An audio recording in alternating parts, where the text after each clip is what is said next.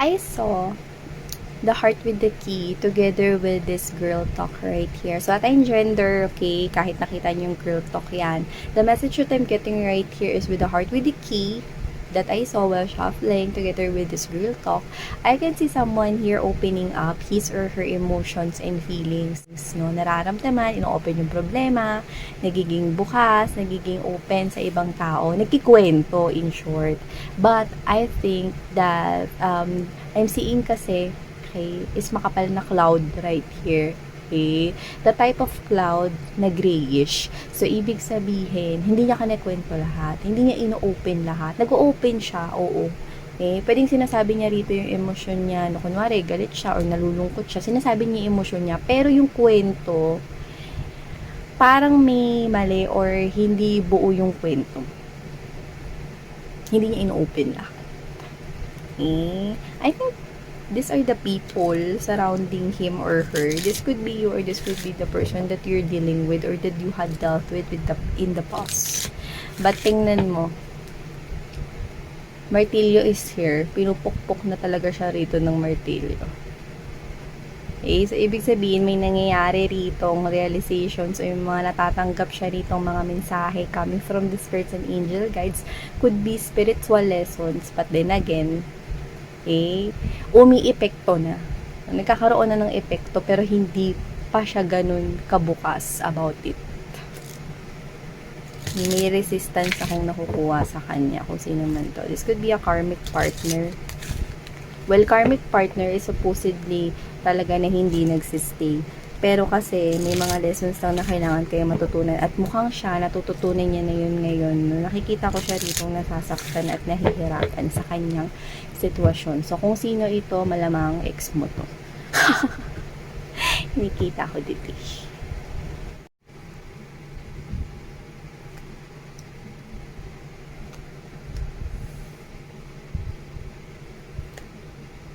This could be someone watching you, sinusubaybayan, binabantayan, tinitingnan, sinusulyapan, kahit ano na.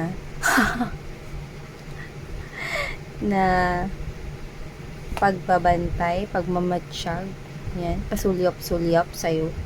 Nakita ko dito. Okay, but with the sunglasses, mga babes, nasisilaw siya. Bakit ka ba nagsusuot ng sunglasses? Diba nasisilaw ka sa araw? Diba? So, ibig sabihin, you're shining. You're shining like the sun, mga babes. Kaya itong tao na to just can't get enough, no? Natitigan ka, tingnan ka because you're really shining. You're beautiful. Isa kang makinang rito, no? Para sa tao na to. Okay? Kaya siya nagsuot ng sunglasses kasi hindi niya matake ang pinang mo, mga babes. Kaya siya nag-sunglasses dito dahil para matingnan ka pa rin niya. Yan. So, in short, nakakasilaw ang iyong kinang ngayon. So, yeah.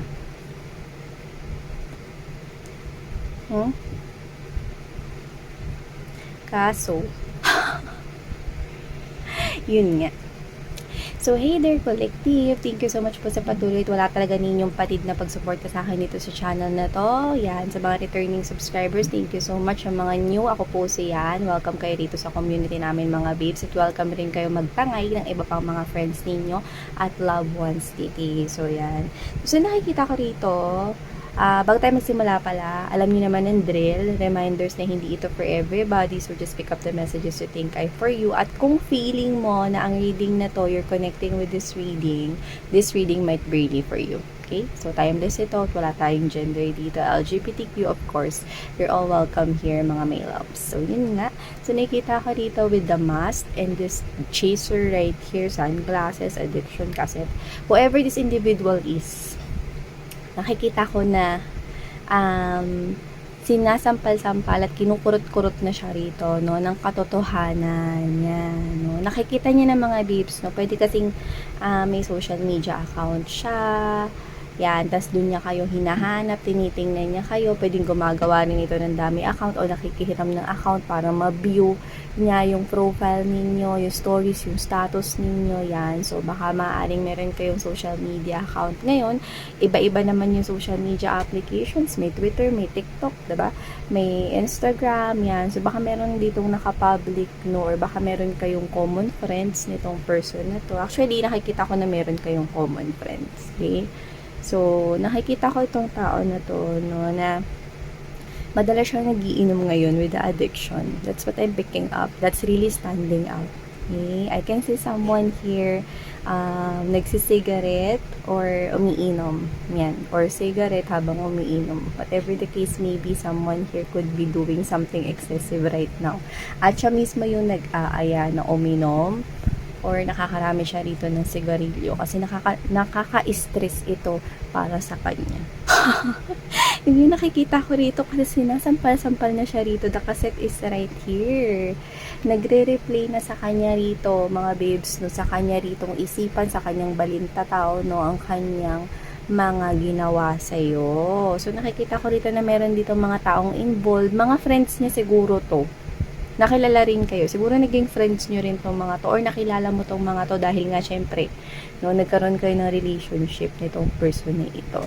So, nakikita ko rito, mga babes, na dahil nga sinusuntok-suntok na siya rito, no, ng katotohanan rito at mukhang bumabaliktad na dito ang ikot ng mundo para sa taong to. Kasi, sabi ko nga sa inyo, this person is wearing eyeglasses or sunglasses, I must say, stand corrected. Sunglasses right here, okay?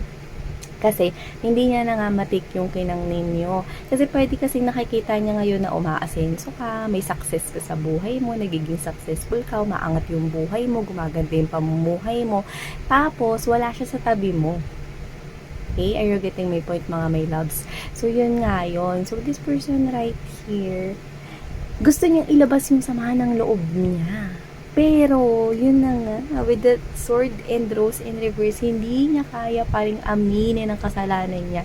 Kahit na dito sa mga friends ninyo. One thing I'm getting right here is nung nagkaroon na rito ng separation or nagkagulo na kayo in the past, kung sino man itong naka-relationship mo na ex mo na iti, no, nagkaroon kayo na relationship before at pwedeng yun nga.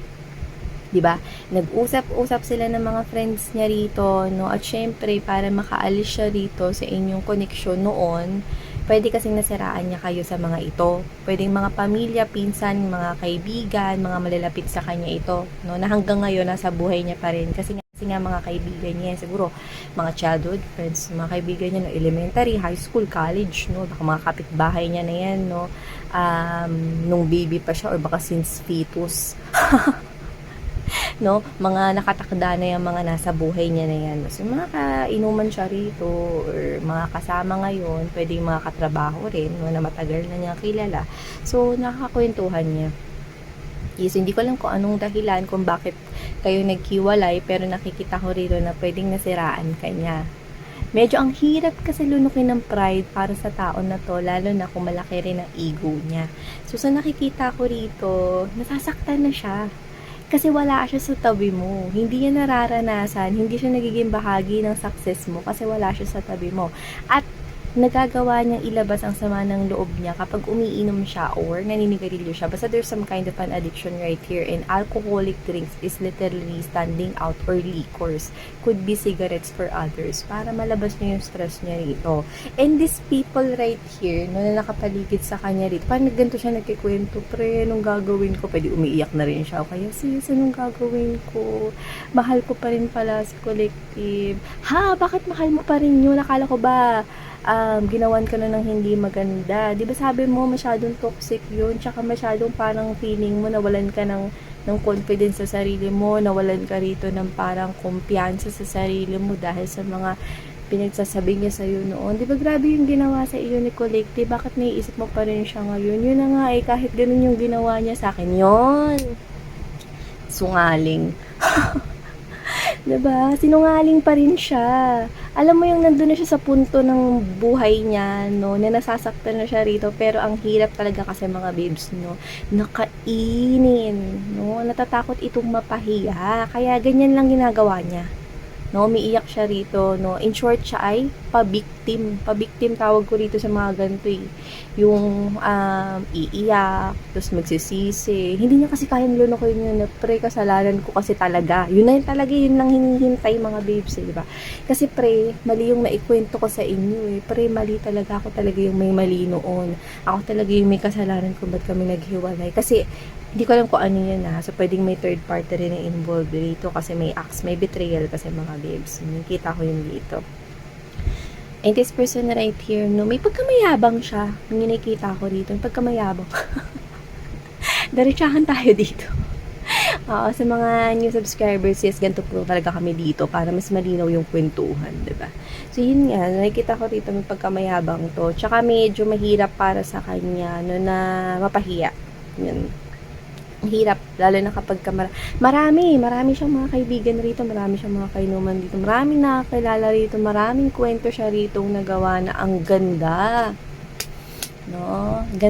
Gandang palakpakan talaga nung nagawa niyang kwento na ito noon. May nabuo siya rito ang kwento para tuluyang maging malinis ang pangalan niya at madispatcha niya kayo, no, sa kanyang life in the past, no, para makapaghiwalay siya rito at napakaganda, kumikinang at nagniningning ang kanyang pangalan na hindi na bahiran dito, no, ng kahit na ano. So, yun ang pinaniwalaan ng mga kaibigan niya at yun pa rin ang pinaniniwalaan ng mga tao sa paligid niya ngayon. Pero ngayon, na nagre-resurface yan, no, Mercury retrograde kasi mga mahal, no, kaya ganyan lalo yung nararanasan niya rito, no.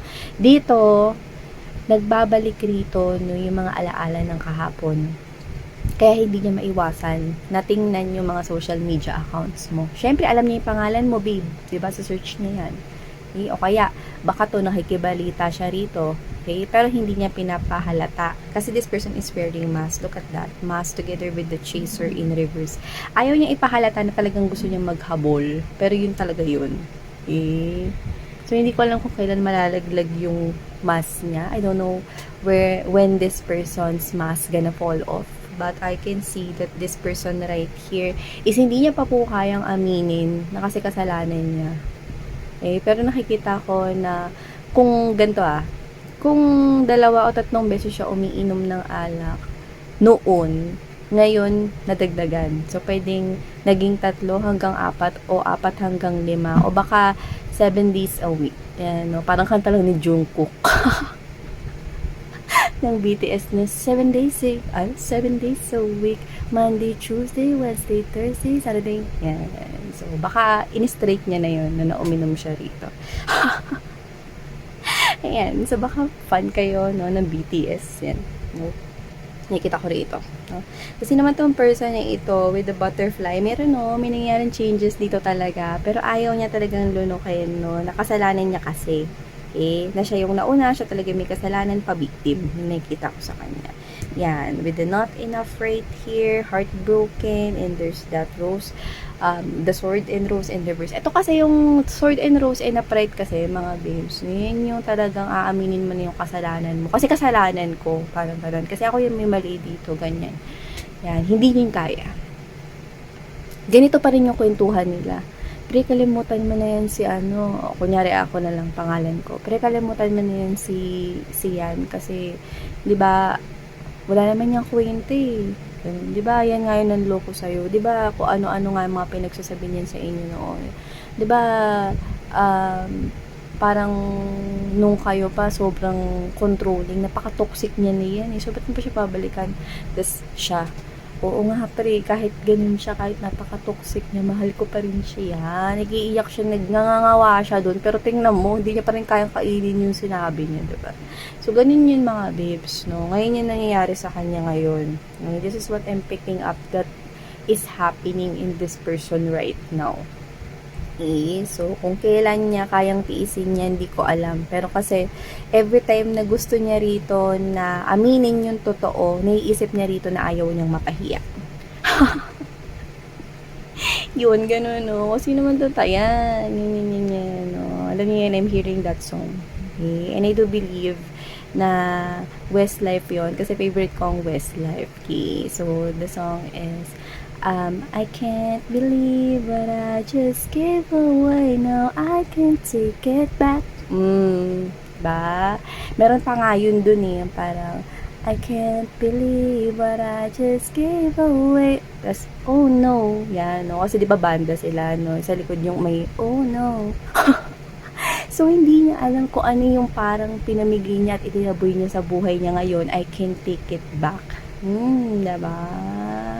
So, namnamin niya, no, yung ginawa niya rito. Yun kasi pala desisyon, pabiktim pa. O hanggang kailan mo ano yun yung maskara mo, boy.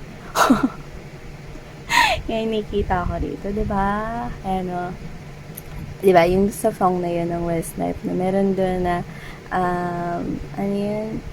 And she's out of my reach forever. Diba? She's out of my reach. Wala tayong gender dito. He's out of my reach forever. O, diba? So, ibig sabihin, malinaw na dito sa mayabang na iti na out of reach na talaga kayo. No? The number of child is either unattended and out of reach forever. Oh, taray, hindi niya na kayo marireach forever. Parang ganun yung nasa isip niya rito. Kaya wala siyang ginagawa rito. No? Parang, nilalabanan niya yung sarili niya rito to the point na napakahirap nitong battle na to for him or her kasi it's really hard for this person to accept his or her fault or mistake na siya naman talaga rito. No? So, pabiktim siya. Kung hanggang kailan, ewan ko. So, yan, no, collective. Ito nakikita ka for yung mga babes. Sarang ngayon, love and life. Annyeong.